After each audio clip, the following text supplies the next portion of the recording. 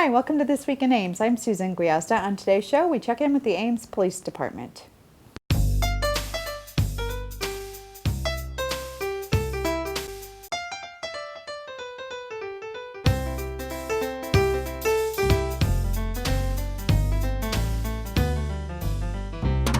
My guest today is Doug Houghton. Doug, what's your title? I'm the Support Services Manager for the Police Department. So, Doug, welcome to the show. It's been a while since we've had you. Glad to be here. So, Support Services Manager is kind of an interesting catch-all for a lot of the things you do. Can you tell us a little bit about your job position? Sure. I have a variety of responsibilities. I supervise the communications center, the folks who answer the call when you dial 911. They also answer the non-emergency calls as well. I supervise the records division, the folks who turn out the crash reports and the criminal reports for people who have requests. And then I do a lot of the administrative work for the department. We're currently in the budget process, so I spent a good deal of time developing next year's budget. Actually, we were just talking about the budget and how large and complicated your budget is. You also do some grant writing. I do. We've been pretty fortunate in the last few years to, we've secured a number of grants that allow us to do a variety of things that either allow us to expand programs that already exist or to actually engage in some of the activities that we probably wouldn't be able to do otherwise because local funding is not available. And we're going to come back to one of those grants in a little bit. One of the things we wanted to talk about today was it wasn't that long ago in this community we experienced somewhat of an emergency, a situation in which a water main broke and we had to issue a boil water alert.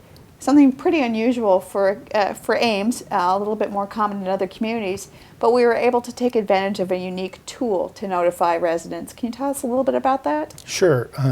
The product is called Story County, Iowa Alerts. It's a notification system that allows us to contact large numbers of people very quickly. It delivers either a voice message to your telephone or a text message or an email. The program is actually supported and paid for by the Iowa Homeland Security and Emergency Management Division and is a statewide program. It's available in Story County through Story County Emergency Management, and so the City of Ames has taken advantage of that program, and it allows us to get to people quicker and more broadly than we might in other circumstances. Now, at the situation that we had recently with the boil water alert, the boil water alert was limited to a geographic region, and so we did, interestingly enough, get calls from people who weren't notified. So explain a little bit about why that happened. Well, the system delivers phone calls or messages to whomever we choose. It can deliver messages to everyone in Story County, to everyone in the City of Ames, or to a specific geographic region. The program allowed us, in this case, to identify the specific area where water had been compromised and the specific area where the boil order was in effect. We could go online, we could draw a polygon around the exact area that needed to be notified and then initiate the alert, and only those people within the identified area received the alert that there was a boil order for their area. So if you went online, you actually saw that same map that you used to identify the residents who should be called. But it was true that not everybody within the map got a notification from Story County, Iowa Alerts. So why was that? That's correct, and it's an important message to get out.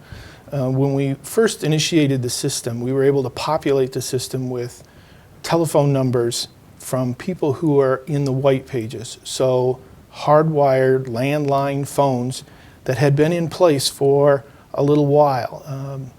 It did not include cell phones. It does not include folks who are new to the community. And so we've tried to reach out to get more people to sign up for the system. So if you were in the geographic area that we designated and did not have a landline or had not signed up for Story County, Iowa Alerts, you would not have received that call. Now, certainly we hope you got the message through, we had people walking the area, they were hand delivering notices, we put information on the websites, local media, social media, so there were a lot of other tools that we were using. But Story County Iowa Alerts really was successful in that ability to triangulate the area, send the message directly to those people, and also it let you know if they received the message or not. That's correct. The message that gets delivered also has the option of letting us know whether somebody picked up the phone and listened to it, or whether it was delivered to an electronic device like an answering machine, or if the text message was delivered. It's pretty effective, and it does really make it more efficient for the city to understand who knows the issues that have been that the message is trying to address. So you mentioned Story County Iowa Alerts was populated sort of initially, the database pulled in if your phone number was in the phone book. Right. So right. A land phone in the phone book, you've been in Ames for more than a year, you haven't moved. Right. It puts your phone number in there. It did. So for most of our population, who are very transient, it's a very good idea for them to take the initiative to sign up for Story County Iowa Alerts. It's a very easy process. You can connect to the sign-up page through the city's website. We've even made it easy, cityofames.org/alerts. Yes. So go online. The sign-up page is very simple. You enter those devices that you want to be notified on. So if you have a landline, you can enter that phone number. If you have a cell phone, you can enter that phone number. If you have a cell phone that you want to get text messages on, you can enter that, and an email address. There are a wide range of delivery methods that you can choose. In addition, you can then select where you want to receive messages from. So each of the municipalities in Story County, and then of course Story County itself, has the ability to deliver this message. So if you live in Gilbert but work in Ames, you could sign up to receive both Gilbert and Ames messages. A few of the school districts are also participating in the program, so you might even sign up for a school district. So one thing that's kind of important about this is that it also looks at your property. You know, Yes. You're associating your phone number with a property. So if you live in a boil water advisory area, then it knows you're the person that needs to be connected. I think it's more than just putting in your phone numbers, it's associating it with the address. That's correct. It does. It geolocates your address. So if you live in Nevada and enter a Nevada address, the system will think you're in Nevada when an alert goes out. So you need to enter phone numbers that are cell phones that would travel with you. And if you want notices from a geographic area in which you do not live, you have to sign up for that. It's a very simple process, though. Also, if you have more than one person living at your home, you would want to get those people signed up as well. Right, and in addition, I would suggest that for those folks in town who know they have, for example, elderly parents who don't really get online very often, go online and help them sign up as well. And the more people that participate, the better the coverage for the messages. And if you have teenagers that you want to get them hooked on, you can enter multiple phone numbers from one address. That's correct. That's correct. Well, it's a really great system. We've seen how it works and how effective it is. Do you anticipate we'll be using it more in the future?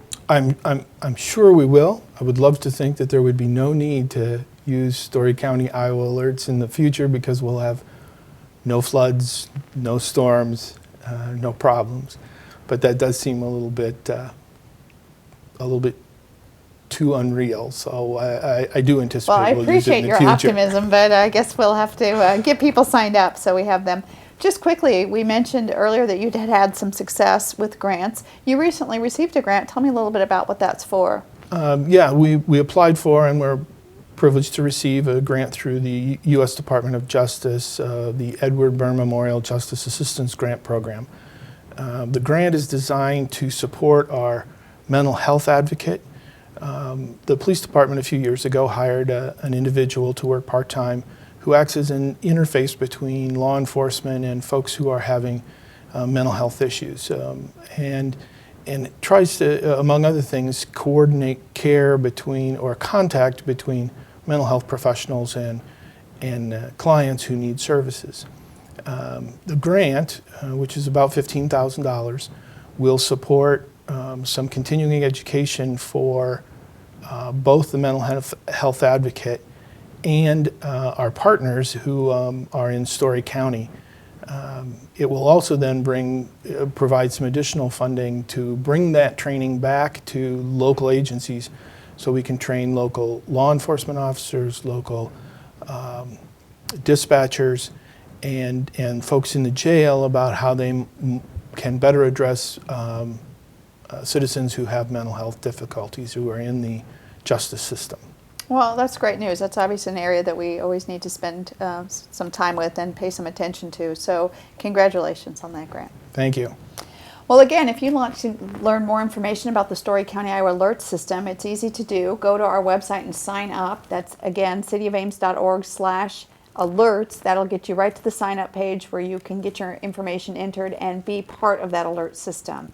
Some other dates for your calendar as we get through the month of November. The final Yard Waste Free Day is coming up. It's actually Saturday, December 5th, so you want to mark your calendar for that from 8 a.m. to 5 p.m. And also remember that City Hall and most city offices will be closed for Thanksgiving. That is Thursday, November 26th and Friday, November 27th. Well, that's our show for today. Thanks for watching and tune in next week for This Week in Ames.